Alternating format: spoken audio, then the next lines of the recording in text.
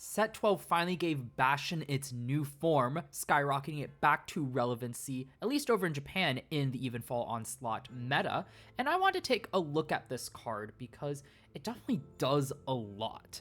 Though, of note, part of the reason that this deck definitely saw a lot of competitive play, besides it being a great foil to Gandiva, was because of the Sapient Owl promo card, which English unfortunately won't be getting until the sneak preview for the set 13 coming out in December.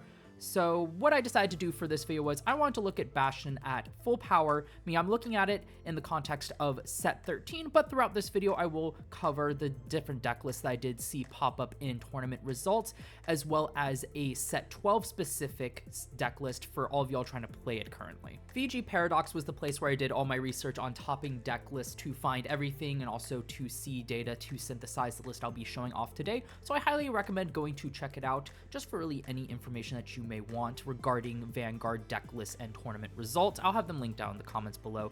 Fuzzy does a great job with this website and anyone else who may help him.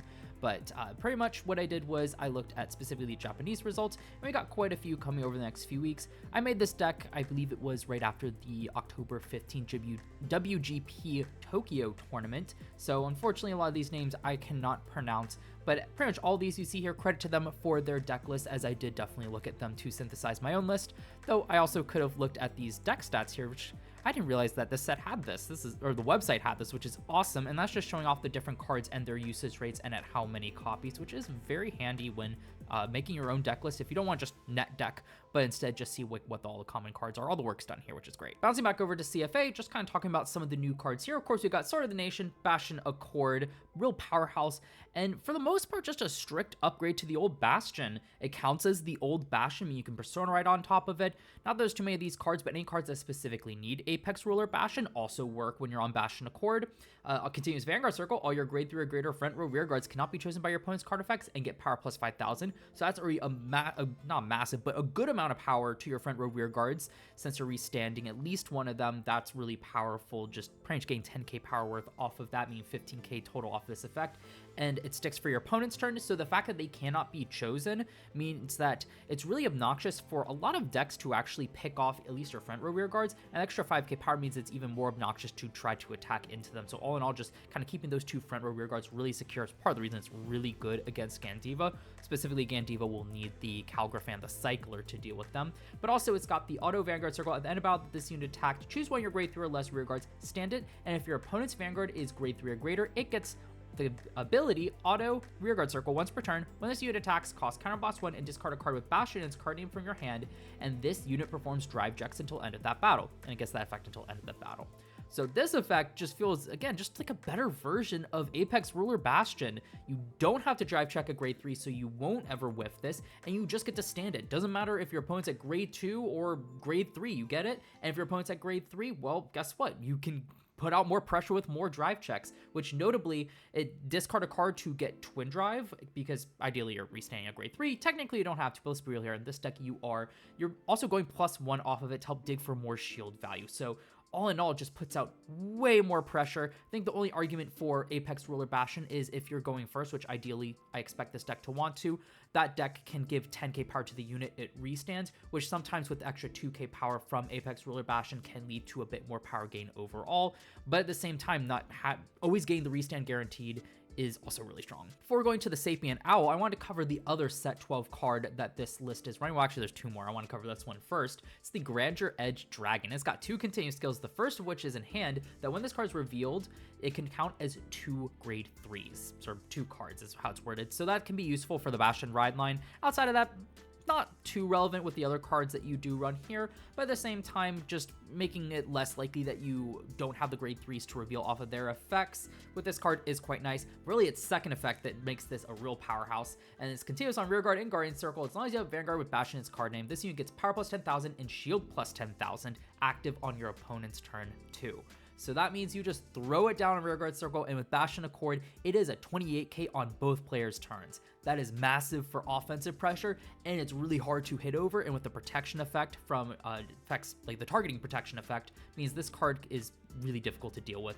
and is really powerful. And then even when you drive check into it, it's a 10k shield, which is a lot more than this deck has had in the past. Meaning this deck actually has some bulk to not just die instantly when your opponent gets to grade 3 or starts Persona riding. The other set 12 card I am running is the Yellow Jeweled Beast Topaz. I don't know if this is necessarily correct, but I'll get into the deck list, but what this does is it's the new generic cards that when it's placed on Rearguard Circle or put on Guard Circle, you can put 2 cards that are originally in your ride deck back into your ride deck face up and activate one of the following effects depending on what circle it was put on. On Rearguard Circle, you get to look at the top 5 cards of your deck, choose up to 1 card grade less than or equal to your Vanguard from among them, call it to Rearguard Circle, and shuffle your deck, and if it's not the main phase, you call it as rest. Most of the time you'll be calling this in mains. Well, you only are going to be calling this card during your main phase in this deck, so that effect will always just call it as stand. So just a great emergency way to fish out cards to fill out your board, but if it's put on Guard Circle, it gets shield plus 15,000, which I think is more useful in this deck. Just kind of loop back 2 of your ride deck pieces, and it's a 20k shield. It's really, really strong. But now moving over to the set 13 specific cards, we've got the Sapient Owl here, which is promo, but again, coming out with as the sneak preview promo for set 13, so it's really a set 13 card. And it has 2 effects, the first which is continuous on Rearguard Circle, hand, and trigger zone. If your Vanguard is a Bastion during your turn, this unit gets grade plus 2 and power plus 2k. So it counts as a grade 3, which is super relevant for a lot of card effects, and is a 10k booster, which makes perfect numbers or magic numbers with your grade 3 attackers and of course your Vanguard, especially since Bastion now is giving 5k instead of the normal 2k, which is what was correcting the numbers before. But that effect already makes this card really decent and has early shield value if necessary, but also has a very nice other effect that auto when this unit is placed on Rearguard Circle. If you have a Vanguard with Bastion as card name, put a grade 3 or greater card from your drop into your soul, choose one of your Vanguards, and it gets power plus 5,000 until end of turn. If the card put into soul with this cost was a Bastion for wow, I misread that terribly. Pretty much, if the card put into soul for the cost is a Bastion and you did not countercharge this turn, you get to countercharge, which just helps you weave in more of these counterblast effects, especially since to gain the drive checks, that now costs a counterblast. We still got good old Alden here that costs a lot of counterblast, and some other cards as well. So just being able to refund the extra counterblast can also help if you're getting damage denied is super helpful for this deck. And of course, the 5k to Vanguard just means that your Bastion's hitting not hitting small numbers. It can actually hit good relevant numbers and be a bit more awkward to guard, which is definitely been a weak point for this deck. The final new card I want to discuss before going over the deck list is Shimmering Sword Dragon Sky Ryzen. It's a new grade 3 cycler coming out of set 13 and has 2 effects, the first of which is auto Rearguard Circle. When this unit is placed on Rearguard Circle or put on Guardian Circle, choose up to 1 grade 4 card from your hand and reveal it. If you revealed a card or your Vanguard is grade 4, perform one of the following according to the circle this unit is on. On Rearguard Circle, you get to choose 2 of your Rearguards and they get boost until end of turn. And on Guardian Circle, this unit gets shield plus 15,000 until end of that battle.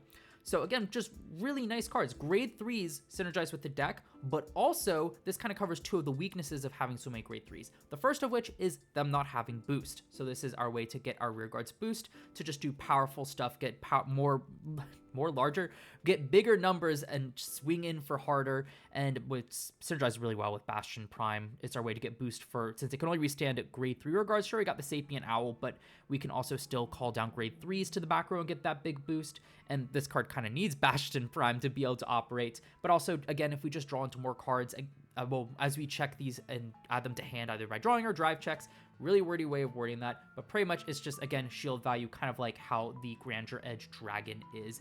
Does require you to have a Bastion Prime, but that's not the biggest deck building constraint that this deck could have, because it still is a great card, as you'll see in the deck list. So again, just being able to run synergistic cards that still also have shield value is great. And again, it's not just 5k, this is 15k. This is better than most grade 2 and grade 1s. This card also has the auto ability that when it's discard from hand, when you would ride a grade 3 from the ride deck or pay the cost to stride, you can draw a card.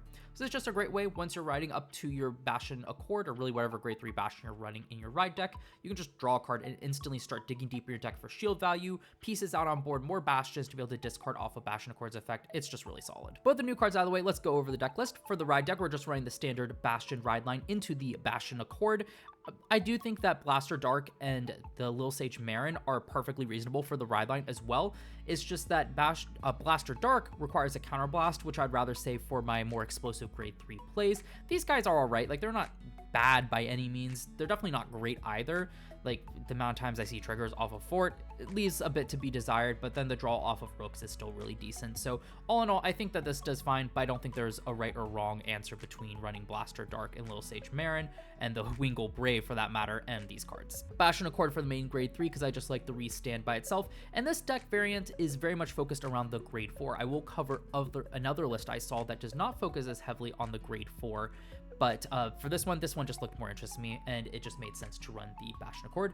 And even though if we're not going first, we're not getting the drive checks, that's a-okay. Again, I just get to see the restand for not having to check grade 3, so I can't whiff on it. I'm guaranteed that pressure. For the main deck, 3 copies of Persona Ride, because of course we want to see it, and then this deck also wants to see Bastion to be able to discard off of Bastion Accord, so that makes a lot of sense. We're also running 4 of the Apex Surpassing Sword Bastion Prime, because again, it's a Bastion name to discard off of Bastion Accord. It also synergizes with our Sky Rising Dragon, as it is the focus of this deck, and it's just a really solid finisher for the deck, because it gives us 5 attacks and makes them massive by restanding all grade 3s on the board and giving them all 10k power.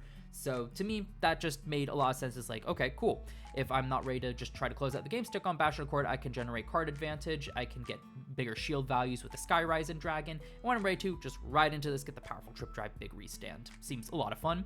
And then we're of course running the 3 Sky Rising Dragon, because it is our way to get boost to rear guards, and it's also shield value in hand, additional draw, super synergistic with the deck, and also has great synergy with the fact that we are running Bastion Prime. Just kind of like, am I running Bastion Prime because of this, or am I running this because of Bastion Prime? Doesn't really matter. They're just really solid synergistic cards. Arguably, I think this could be 4 copies and dropping the Topaz. I just saw this in some lists and want to try out the 1 copy here for the 25k shield and emergency call. But after testing the deck list, I think it would be perfectly fine just to switch this over to a Sky Rising Dragon, and in fact might also make this card a bit more live in some matchups to make sure I can build my big board and give them boost. I also run 4 Grandeur Edge Dragon. As I said, it's just our best attacker and additional shield value, which is great. Then for the orders, well, actually, let's go over this first.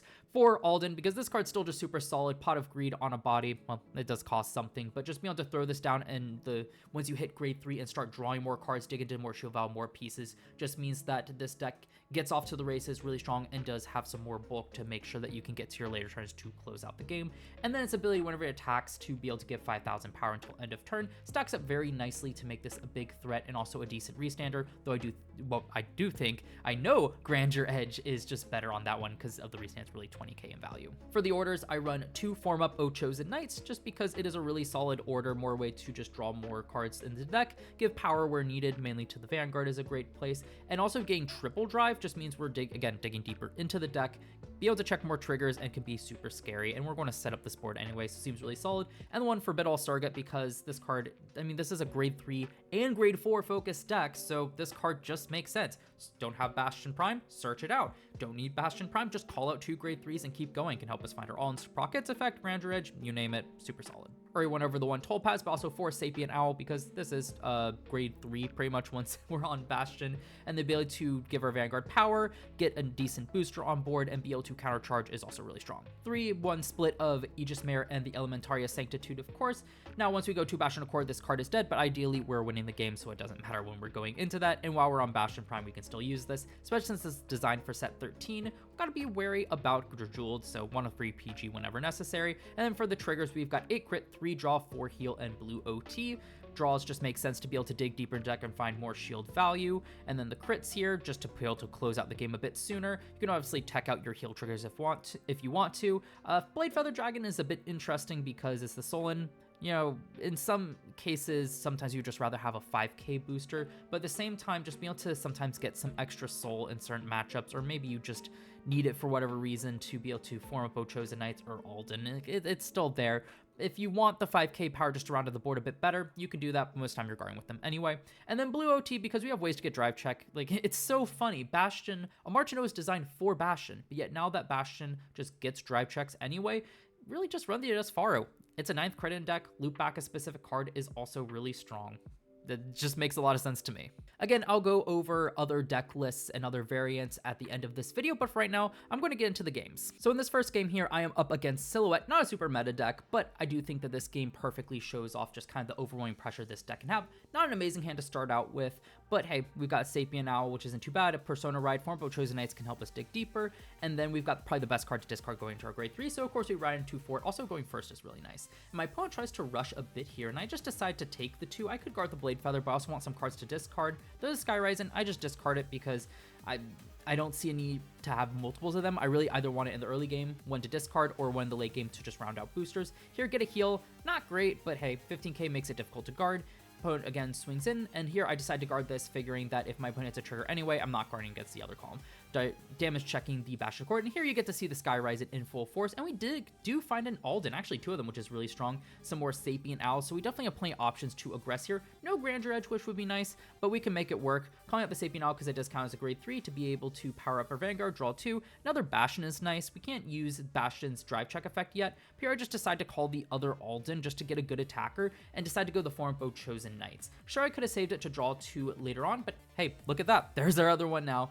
But I didn't really want to call anything else, and it was our best attacker. Like, I don't want to call the Bastions. So just kind of starting to swing in. My opponent guards the first one. Makes sense to see this to guard. Triple drive here, nice, finding PG and a draw trigger, and there's our Grandeur Edge. So definitely a very bulky hand now. Be able to restand the Alden and just keep pressuring. And I think here, did I forget the power gain? I think I might have forgotten the power gain. There was one game where I did forget that on the first turn, but it didn't really matter. Still got a lot of pressure. Probably would have forced a bit more guard out of the opponent, but it is what it is. I forgot. So your Silhouette just doing Silhouette things, throwing out its arms and just setting up a slew of multi-attacks and using that, was it the left arm here, to be able to draw more cards, which is super solid. Using the right arm here just to kind of get the power up to push a bit more. I think my opponent forgot that they couldn't actually choose these Aldens to retire, and it has to choose a grade 2 or greater. Doesn't quite work.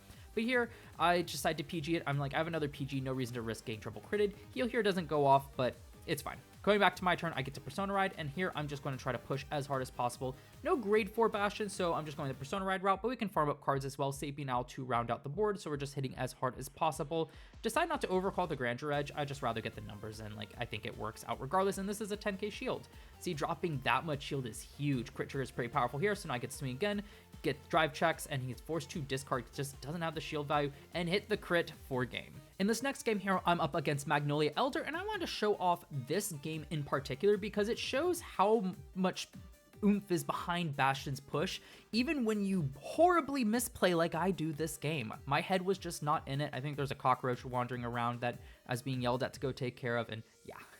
But anywho, here, interesting ride line choice. I would have probably preferred the plant tokens, but hey, getting to call out Inroad Shooter, Inroad Shooter as an interceptor early on isn't too bad here, just some extra push. So here, unfortunately, calling a draw trigger, don't love to see that. Doesn't really make magic numbers, but is what it is. But hey, hit a crit trigger, that's quite nice. You'll see here, even though, like, offensive-wise, my hand is lacking a little bit. Like, it's not bad. Alden, Grandeur Edge. Don't have a Bastion, though. But the trigger luck's really helping out here, but this isn't, we haven't hit the misplay yet. Magnolia, of course, doing Magnolia things. We see the Goildote and the Inlet Pulse to be able to just draw through more of the deck, getting Inlet Pulse to attack from the back row. Swings with the Inlet Pulse. I decide to take it, hoping to get some, a heal's actually great there, just to be able to guard a bit easier, though I don't think it will end up mattering. I just choose to take the damage because, hey, I got Alden and I've got the Form of Chosen Knights. PGs are not the best in this matchup, but hey, if there's like a really obnoxious big column, it will really help me survive at least one more turn, because I definitely can't close it out this turn. Meaning to throw out the Alden here. No, was there a Sky? No, there was not. I was just forced to discard, so no draw, so it's really nice to have these just to kind of, the Aldens to just draw a bit more in the form of Chosen Knights, since I didn't get the draw by discarding the Sky Risen. And here's where I do think like 4 copies would come in real handy, just to see it a bit more consistently. But here, a form of Chosen Knights to be able to draw, and we find the Bastion Prime, which will be really nice to close out this game. So you're just swinging at the Grandeur Edge because it's pretty big already, and we can get 20k value of it, as opposed to all just 15k over 2 turns. And here's where I'm misplaying. You notice I'm stacking the crits. I don't know why I thought my opponent no guarded or guarded it. I don't know what happened here, but triple crit here could have pushed him to 5 damage. Instead, I give it to the rear guards. It's fine. I was trying to damage deny them. That's the excuse we'll take. But here, kind of just big numbers, just forcing out some guard here, and look how grade 3 heavy my opponent's hand is, but also some decent shield out with the PG and the Frenzy Heiress. My opponent doesn't actually know I have the Bastion Prime. So here, just saying a big board to try to push. Not the biggest numbers. That's kind of the caveat with Magnolia Elder, is just the numbers aren't huge. But still has a lot of draw power with the Goildote and the Inlet Pulse. And Magnolia Elder's hitting pretty good numbers because of those Goildotes. Just kind of swinging here. And here, I'm just like, if I take it, yep. If I hit a trigger, here's where the defensive luck, like I'm misplaying, but these trigger lucks are helping me survive a lot. Because now these Inlet Pulse are just trying to bully the Alden. And I decide, looking at my hand, that I just kind of want to protect it. And in hindsight, I think what I was thinking was they're just going to swing at Grandeur Edge anyway. I should have just let it go and call down Grandeur Edge. Again, I'm just throwing here. But this time I'm being yelled at because getting a play-by-play of where the cockroach is, unfortunately. But here, just getting to draw a ton of cards, but ooh, not the best shield value. Geonosa Friendship Area is not what this player wants to see. And I just go Bastion Prime because I've got way too many. calling the Grandeur Edge. If you notice, I messed up the power there. I think that's why they're highlighting it. But then I realized, wait, why am I calling it? I can't give it boost. I was just so in the zone of like, all right, just call out these, make big numbers. And I was like, oh, well, I can't exactly. So throw in here, but here just kind of swinging, hoping that I can find another critical trigger to close it out. I mean, hey, look at my opponent's hand. It definitely looks a lot better, but like 1 PG and it would be all over. The draw trigger helps a little bit, but yeah, 1 PG and my opponent would have survived. And I don't know if I would have been able to survive the clap back there, but alas, my opponent didn't have the guard value and I was able to win it despite so horrendously playing it. And I didn't have necessarily a really optimal board setup, but showing that just Bastion can kind of just push through, just whack really hard. And for this final game here, I've got a match versus Pure Light, the prison deck here. Obviously not the most meta deck, but I do think it shows off a lot of what this deck can do and some of the flexibility that it has as well against just some matchups that are not necessarily the most orthodox. So here, my opponent just get to start. I in the prison with the Kyanite Blue, and the soul charges weren't the best here, but hitting critical trigger right off the rip is great to kind of put pressure, but my opponent does heal down, which is quite nice. Here, I just start prisoning the Sapient Owl because I can just call it out, and the Sapient Owl is huge in this matchup because I can call it out, put a card to soul, that soul can convert into freeing another prison, and if I get the counter charge, that counter blast can convert into 2 more cards from prison, so I can pretty easily empty it out. Heal trigger, very nice here. I do whiff one, but then checking another one just to keep me at low damage is quite nice. Rooks here to be able to call another heal trigger. Not great. If you notice, I hit triggers all 3 times off of Fort, and that's why it's not the best. But at the same time, like, it's still all right. Like, I'd rather have the counter blast and not use it on Blaster Dark is pretty much the gist of it. So here, just kind of pressuring. I call out this column because I can throw the Blade Feather Dragon Soul. Checking the heal here keeps it low damage. It means I can't swing Vanguard, but I can't hit into the rear guard, which isn't the worst. But here, my opponent, of course, just using like Penetrate Aquas to just throw cards into prison to be able to power up my opponent's units. Here, take the Vanguard swing. I really want to save PG for the Pure Light turn, and I just end up taking the 2. Thankfully, no crits. 2 Bastion Accords kind of hurts here, but hey, I do have some great gas in here, and they're protected from being imprisoned, which is really nice. And here, I can just kind of start emptying the prison. We got the Sky Rising Dragon to give stuff boost if need be, and I do have the Bastion Prime in hand to be able to enable it. So here I go Sapient Owl, and I throw into Soul the Sky Rising. Unfortunately, no Bastions yet to get the counter charge, but I still have plenty of resources, so there's time. Using Sky Rising to give itself boost, and then shuffle up the hand, of course, and now I can Soul Blast one again to call down the Arceus. Just why not? Let's empty my soul. He's going to imprison it anyway. Let's make sure that we maximize, keep the prison count as low as possible, and force my opponent to use more resources to be able to refund it.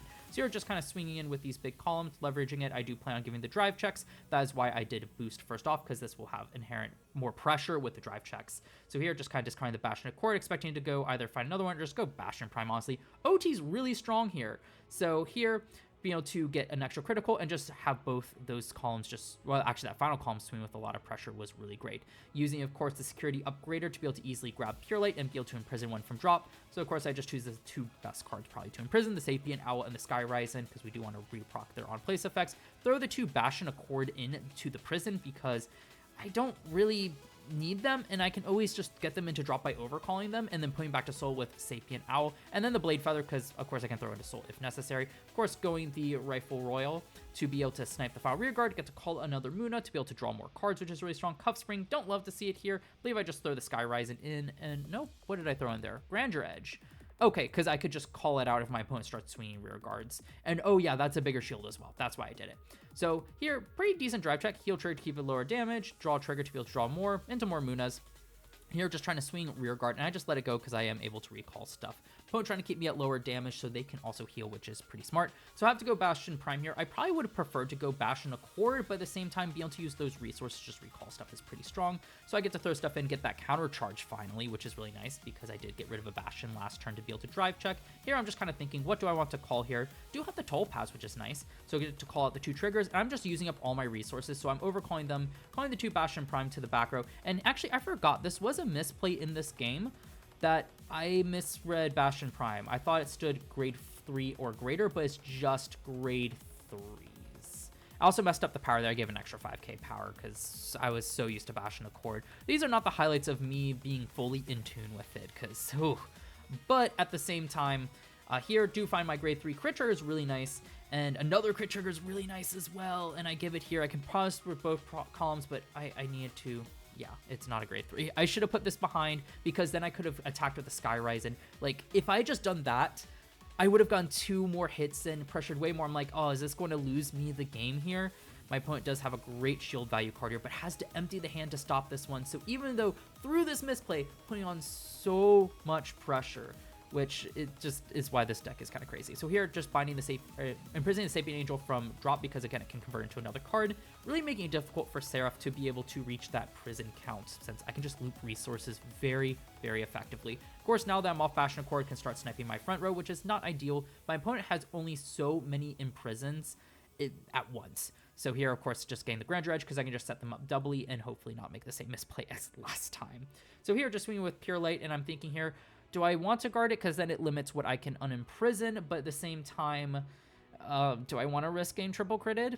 And I decide, no, I want to guard it. And I also don't have PG, so I just kind of throw down, making it a 3 to pass. And of course, I solved the draw trigger, so I don't think my opponent runs fronts. So my opponent does not hit it, but does actually swing in. I'm just here just trying to get the lethal push, putting it as little damage as possible. But here, like, I was just counting here if I can guard this, and I can. So I can get the damage, start freeing stuff from the prison, which I like, because it helps me push, and then still be able to guard it because the Topaz is a big shield. So that's one benefit to the Topaz here. It did make me able to do that. PG is not great here, but again, just start unimprisoned stuff. The 2 Sapient Owls, my opponent does get a draw here, but now with them, I can just get 2 cards to soul. I can set up Bastion Prime for the powerful restand. I get a counterblast, which lets me free more stuff, so I can three more cards from the prison. So here, just kind of thinking, what do I want to unimprison? Here, just getting the Soul Blast first to call out. The Grandeur Edge makes a lot of sense. So let's just set up good columns, and I can just call out the Grandeur Edge and Sky Rising and make sure that I can set up a full push if possible. Opponent doesn't have a lot of guard, but I do have, actually it does have quite a bit, but low hand size. These attacks will definitely put a lot of pressure. You see it is, but at the same time, I've got 5 attacks, and that's pretty much it. My opponent just doesn't have enough to guard, and despite my misplay, I still am able to come out on top. Back with the deck here, and yeah, it performed really well. Granted, it wasn't against meta, and I think against meta, I would definitely get beat horribly because, as you can tell, my head was not fully in the game there. I don't know if it was just because this deck is so simple and I want it to be more complex because that's generally what I like, or if it's just the simple case of me learning the deck and I would get better over time, or maybe I was just out of it. I don't know. But I do think I showed off a lot of great stuff that this deck can do, and once it is finally optimized, it can definitely compete and win games against more meta decks, hence why it is definitely a meta contender. It was in set 12 with this variant, and I think in set 13, it's still doing all right. I do think the other decks are a bit better from results, or maybe people just want to play the new stuff. But all in all, yeah, this is the list. And what I wanted to cover from here on out was, first off, for the list I'm going to provide down in the comments below that I synthesized, I'm going to switch out 1 Topaz for the Sky Rising Dragon, mainly because in the Magnolia game, if I'd seen one of those, I would be able to push out more pressure, and on that turn, I don't know if it would have necessarily mattered, but I do think overall it's just better to see this, and the Topaz did come in handy with the Seraph matchup because it did give me that little extra shield, but at the same time, if it had been another Sky Rising, I would have had 2, and that would have been fine as well. So I do think that is correct, just to switch up those ratios, and also to minimize Bastion Prime whiffing, but I also wanted to kind of cover some of the other deck lists I saw while building this deck. Starting off, this is a very similar build to my own, very cookie cutter, again, just kind of dropping the Topaz for the Sky Rising Dragon, and I think other than that, this deck list is pretty much the same other than the teched out heals. Again, I just didn't tech out my heals because I'm going random into CFA. I don't know what I'm going to face, so definitely change that for your local meta, but otherwise, oh, and then 3 front instead of the 3 draw. That was the other thing. But otherwise, as you can see with the non-triggers, this is pretty much the cookie cutter list right here. As I mentioned, I don't think Blaster Dark and the Little Sage Marin and the Wingle Brave are a wrong choice at all, and you can see this deck also runs it as well. Also running the original Apex Ruler Bastion. I don't know if they just want to show off the really cool DSR, or I could also see just wanting the 10k power because you're expecting to go first and just want to put out more pressure that way. And also because you would need a counterblast to be able to use the Bastion Accord, but you're using counterblast with Blaster Dark. So I could see reasons why I just kind of shift stuff around and still put on a lot of pressure.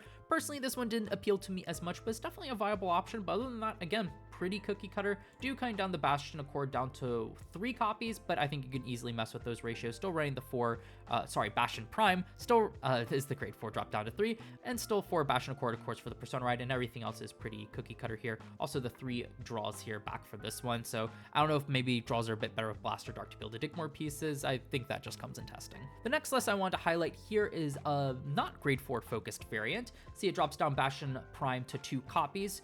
I expect just to be able to close out the game when necessary, but instead uses those deck spaces to run more Apex Ruler Bastions, just get more access to more Persona rides, and also with more Bastions in the deck this way, because was this Bastion count? 9 Bastions? Yep, 9 Bastions. You're more likely to see them to be able to easily Persona ride and discard to get drive checks. So I think this deck is just more all in on that one, with the extra deck space is running the 1 Topaz and 1 extra copy of Form of Chosen to get an additional drive check. So all in all, I think this is also a really solid list if you don't really want to run the Sky Ryzen and instead just kind of set up the Sapient Owls as your boosters and instead focus more on just getting those drive checks. But also there's definitely room to have a lot of fun with this deck. This version is running still the 4 Apex or Surpassing Sword Bastion Prime, but instead of running the Sky Ryzen, instead runs some more fun stuff. They got the Lagrele just to be able to also to get even more drive checks on Rearguard Circle to close out the game maybe that way, maybe on your Bastion Prime. Not quite sure the intended purpose of when this card is going to be used, but also running the Dark Strain Dragons just to be able to get boost on your grade 3 rearguards to be able to set up bigger boards a bit more consistently. So there's definitely, I think, room to test outside the cookie cutter variant and try out a lot of fun stuff to fine tune this deck to your liking. This deck also is not running the Form of Chosen Knights either, so I think just trying to focus on getting those extra drive checks from other sources, which honestly, I can see this being a really fun list. Finally, I want to highlight a list from the English format happening in the Myanmar. I don't know if I pronounced that correctly. Myanmar? I might be pronouncing weirdly. But anyway, the Myanmar Bushiroad Championship Series, second place by Abyss66. To give you an idea what you can run this and looks like in the set 12 format without the Sapient Owl. This is a very teched out list. Pink Moth Girl Maple, I think, is a fantastic include, and honestly, I'm wondering if it might be a pretty decent one to have in place of Fort, because you saw I kept calling triggers off of it, just to be able to get a good booster when we start Persona riding, so that's definitely a consideration. Definitely focusing on the 4 Apex Surpassing Sword Bastion Prime to close out the game. We've got other really cool cards such as the Sajas here, since we don't have the Cycler in here, but just be able to curate the top card deck to hopefully hit more triggers or find grade 3s a bit more consistently depending on what Bastion we are on. Then we've got, of course, the Spar Array, just be able to curate more draws using up that soul, but also kind of giving some extra power, which is really solid depending on what column it is in. And then, interestingly enough, only running 2 Alden. Don't know if that's necessarily optimal, but hey, I'm not the one who topped this list, so I'm not going to question it. And then instead, since we don't have the Sapient Owl, using the Sin Blue Guard to just get a really solid booster onto board, and still running like the Form of Chosen Knights, the Forbidal Surrogate, and 3 fronts also in this list. So you can see a lot of common stuff here, but you see what the idea is without the Sapient Owl. We even got the Refuerzos just for a really powerful booster when we start Persona riding on top of Bastion Accord. So really cool list, and if you're wanting to try it out in this format, definitely would recommend at least looking at this list to try out ideas from it. But now I want to hear from you all. If you're running Bastion Accord, how do you prefer to run it? I'd love to hear for both set 12 and set 13 what kind of techs you're running and why. I really think it adds to the discussion down below. And if you're trying to build Bastion Accord, definitely would recommend checking out the comments below for any ideas just to kind of open up your deck list to new possibilities that you might not have considered otherwise. And if you've enjoyed this video, please consider leaving a like, subscribing, and turning on the notification bell so you're notified when I do upload more content, because I really enjoyed making this video, so there'll definitely be plenty more to come. So look forward to more content coming out real soon.